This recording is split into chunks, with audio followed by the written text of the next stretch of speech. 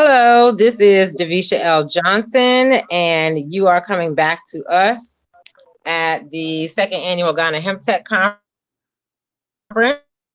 And we have with us today our presenter. He's the founder and CEO of Cannabis South and also a personal friend of mine. He's coming to us from Colorado in the United States to talk about, as I said in our opening, the most important thing about industrial hemp industry, which is the buyer. So he will be talking about off-taker agreements. He's well versed in the subject with his own things going on. So I will read his bio to you and then let him give his presentation as the first workshop here for the online in-person second annual Ghana Hemp Tech Conference. So I would like to introduce our first speaker on off-taker agreements. His name is Nathan Ibidapo. He is the founder of Cannabis South.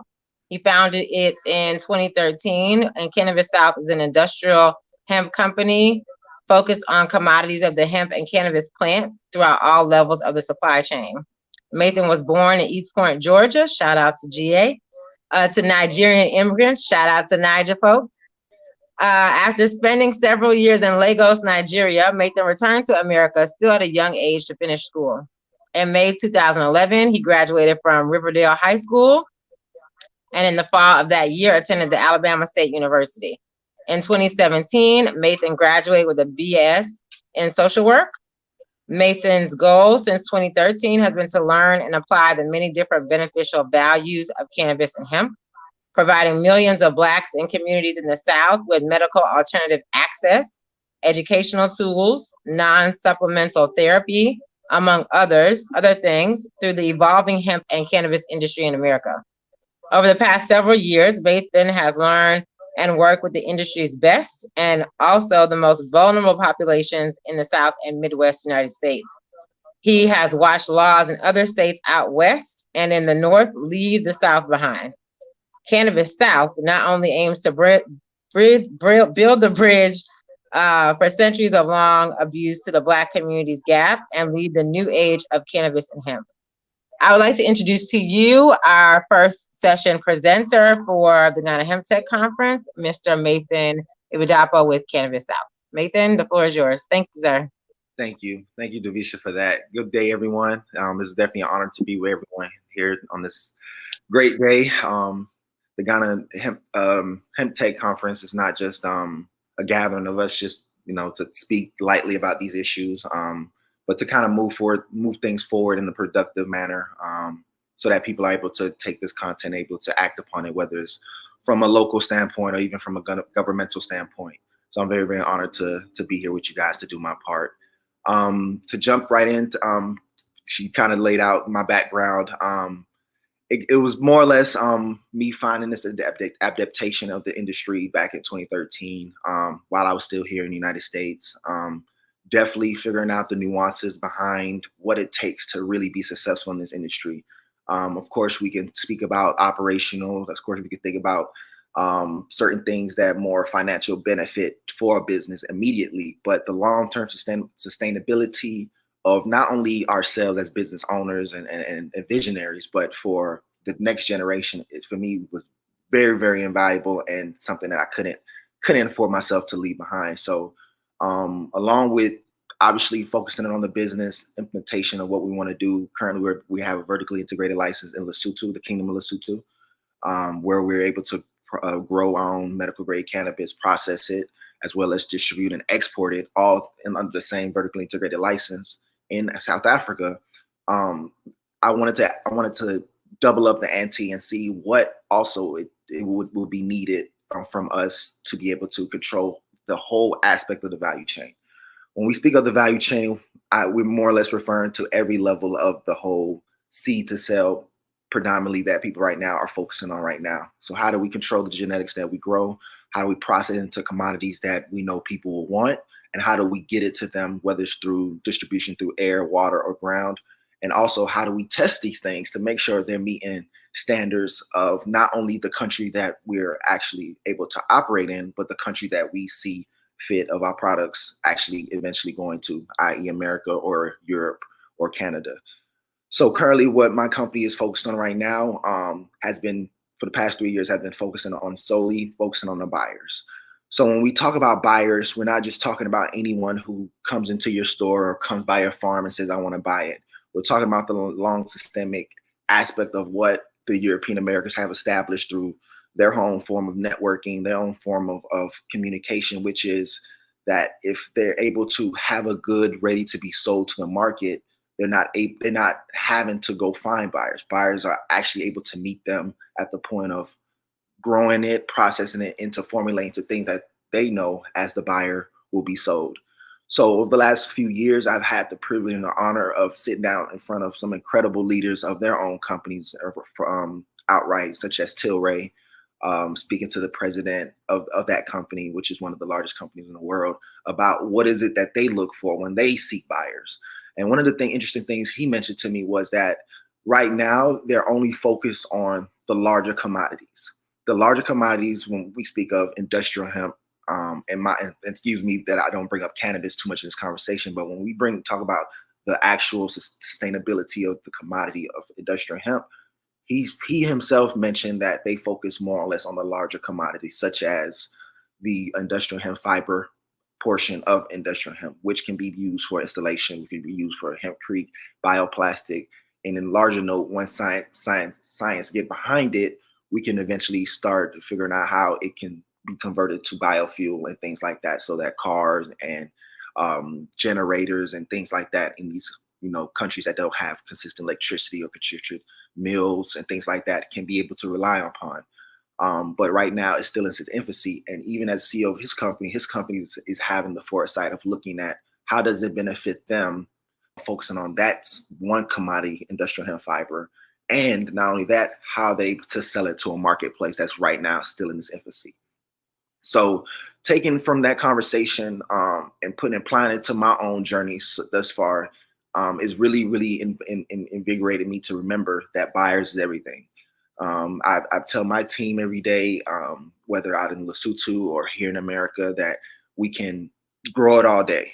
We can process it all day. We can even load our trucks all day. But if we have no distinction or no direction to where we're going to sell it, it doesn't matter. My great sister Davisha has been doing some tremendous work, as we all know, to building inroads in Ghana for the people that want to get into the industry. And my whole nervous base is that we're definitely putting people into the field. We're definitely putting people in the invigoration of trying to get around the system of industrial hemp, full vertically integrated, great aspects of it. But where are our buyers? Our buyers won't come domestically. They'll have to come internationally to be able to know that we're able to support not only their lives at that moment, but we're able to give the government of Ghana a bigger look about how it plays off of them being able to control a certain amount of industrial hemp leaving the shores of Ghana to go to America or go to Canada or go to America.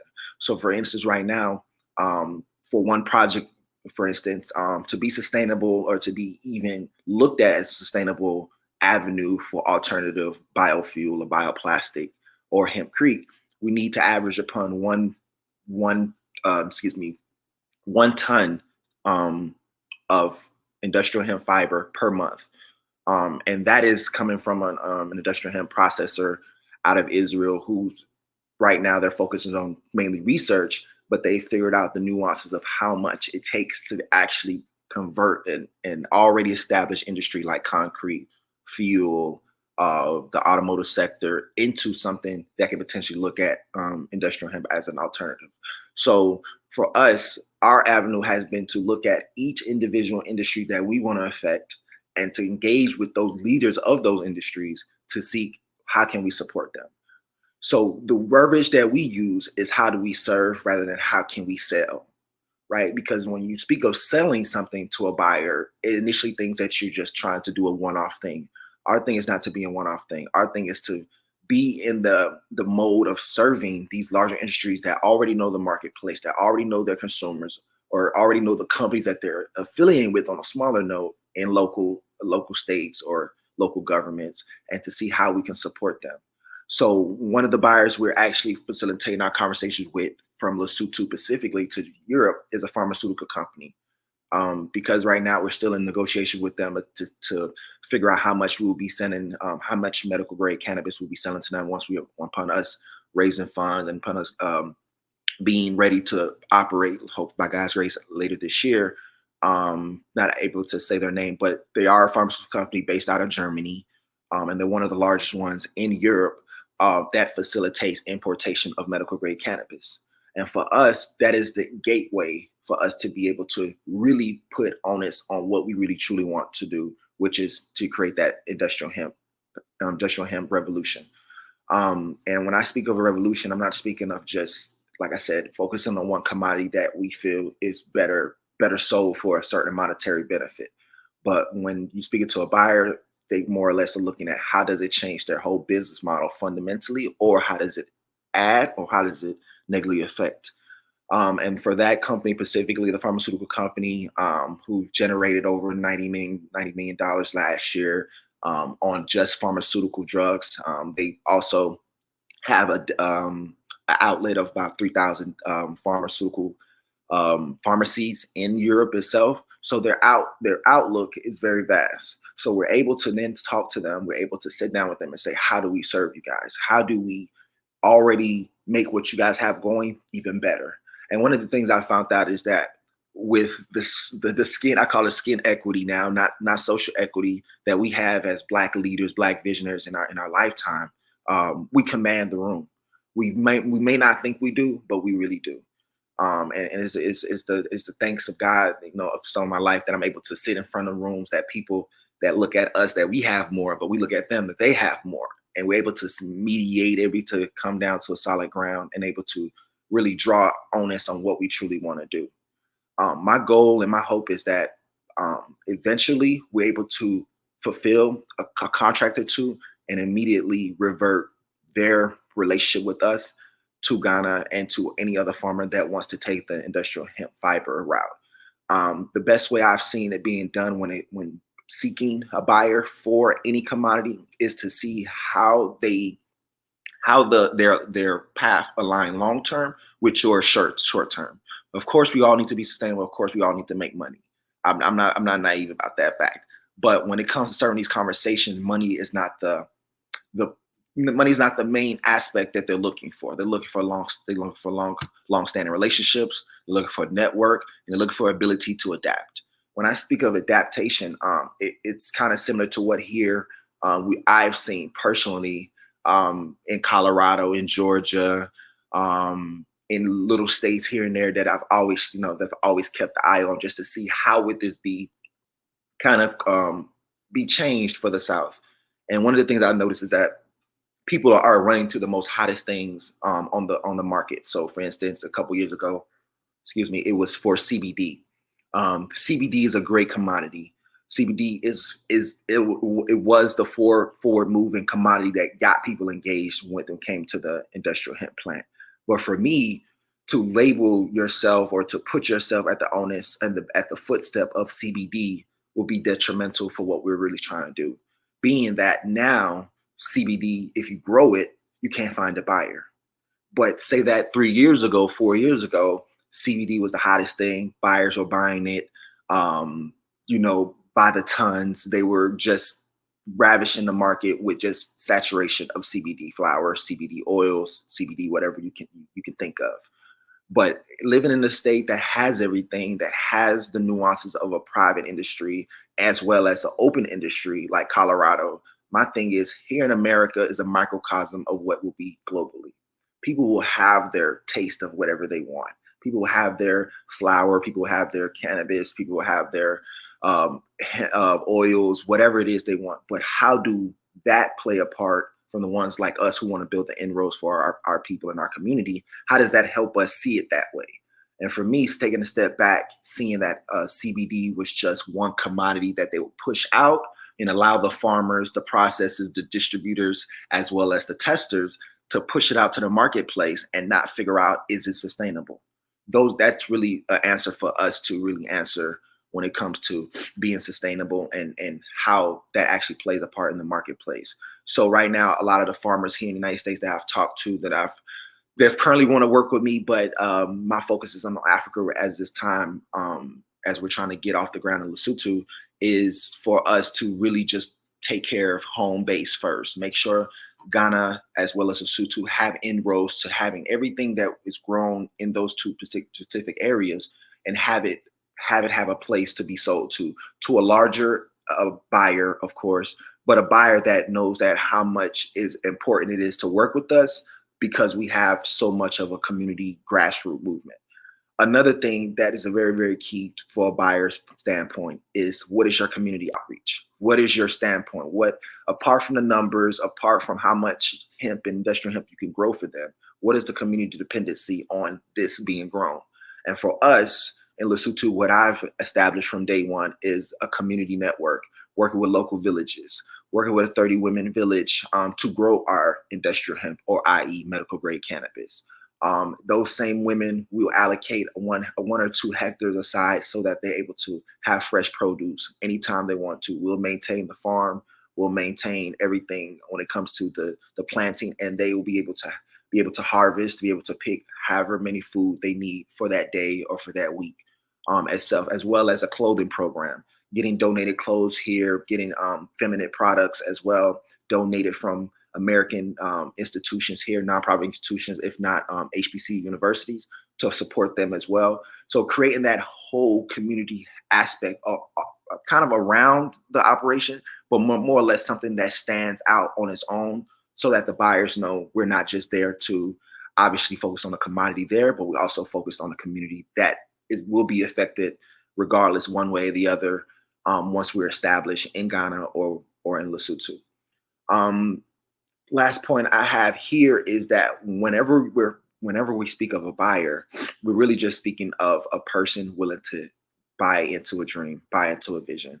Right now, the most credible thing anyone can get in this industry is called a letter of intent. Even with the letter of intent, I've had two, right? And I've had two in the last 3 years or so. One right now, I'm hoping to close down in the next few months here. But with the letter of intent, it just pretty much states the letter of intent to purchase what you have grown, right?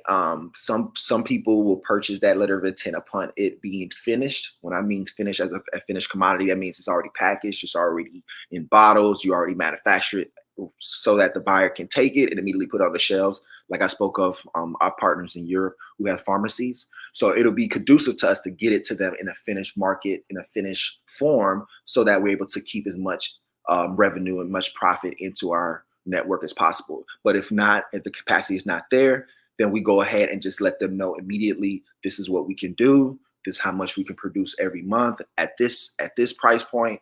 And if they agree with it, that's all we focus on. That's all we thrive in. Another thing would be to make sure that education to them or to whoever they see fit, you add in value to, is very important. I feel buyers also look at the most educated, the most well-structured team-wise when it comes down to closing buyers deals as well. Right now, Ghana is such in its infancy that my great sister Davisha is doing some great work on ground. And for everyone that's at this conference, you guys will be better off for it because not a lot of Black queens, not a lot of Black kings here in the United States have that. I call it agape love, to go back to the continent, to sit there, to walk there, to have that environment hit them, and then still not forget about what the mission is.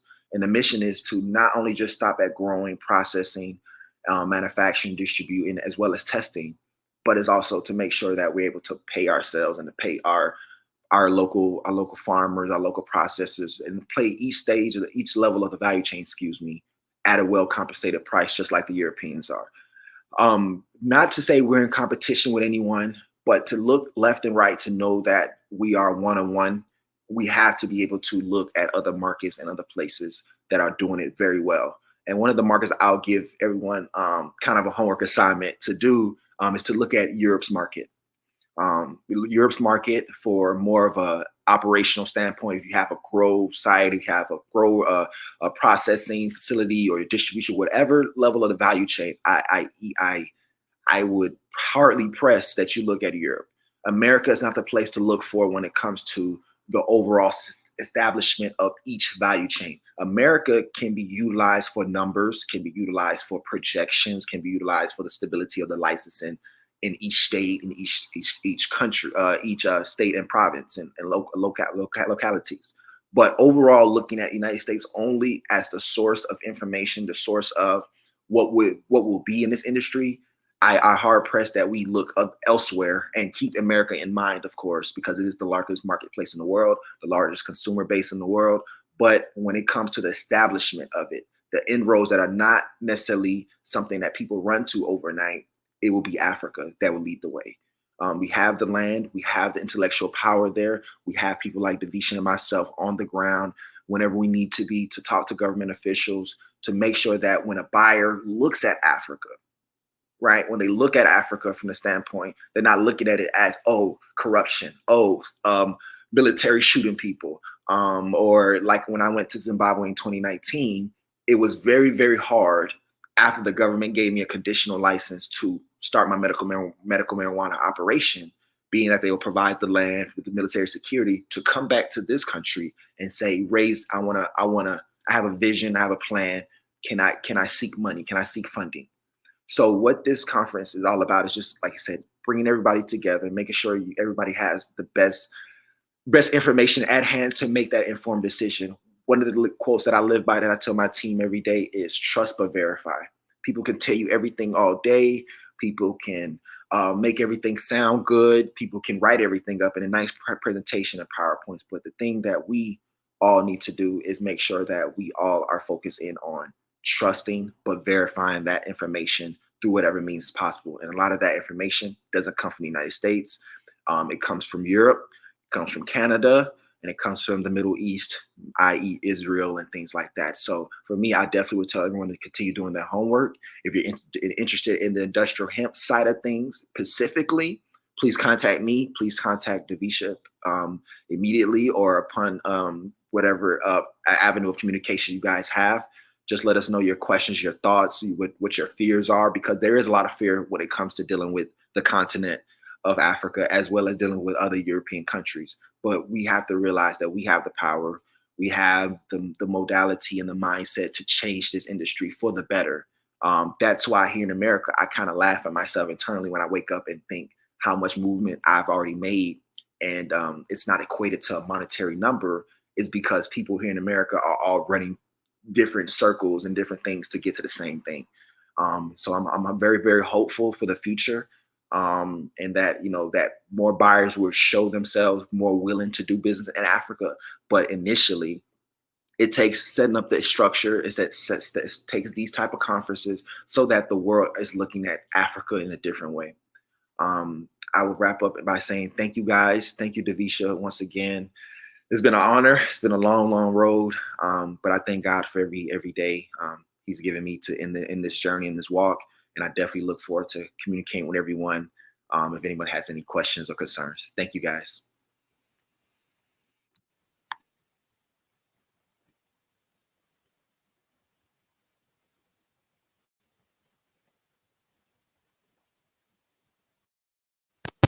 You hear me?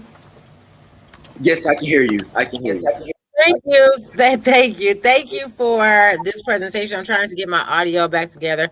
But thank you for explaining and giving us a presentation on off-taker agreements. I think it was more important that people understood the real of what you said and how much, when you use the word ton in itself, I think that gave some real perspective on what people need to think about.